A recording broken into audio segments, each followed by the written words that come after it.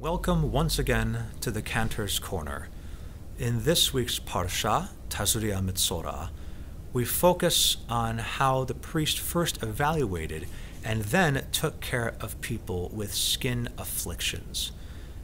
Commonly, these people would be placed in a camp outside of the main camp and be forced to live there.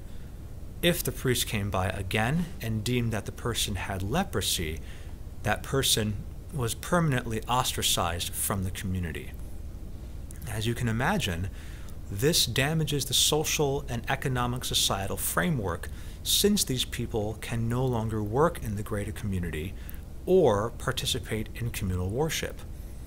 This week's Parsha made me ask the question, who are the people that are isolated by disease in our current society? I believe it is those who are suffering from drug addiction that fall under this category today. Our society's common response to drug addicts is to charge them with possession and then lock them up in prison instead of healing them in rehabilitation programs. Addicts who aren't imprisoned are often in extreme poverty or homeless, other communities that our society has chosen to isolate. The drugs that are often most addictive tend to be injected intravenously. Because this group of people tends to suffer from extreme poverty, the injection needles are commonly reused and they are shared, since needles are expensive. This contributes to the spread of disease like HIV, hepatitis B, and hepatitis C.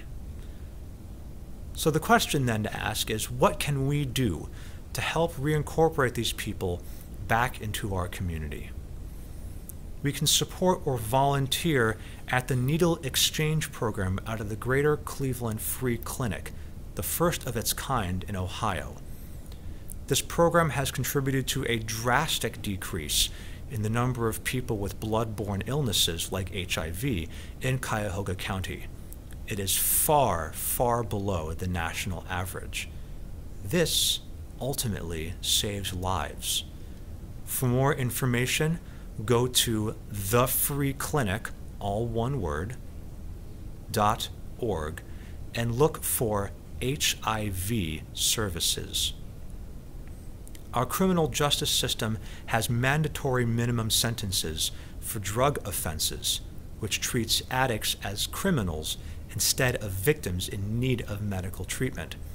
Because they don't get the treatment that they so desperately need, oftentimes these same people commit the offense once again because they haven't been treated of addiction and wind up back in prison. Families Against Mandatory Minimums, FAMM, is a nonprofit organization dedicated to abolishing mandatory minimum sentencing policies. They are a great source of information and have many ways for people to get involved both on a local and on a national level. To learn more about them, go to famm.org.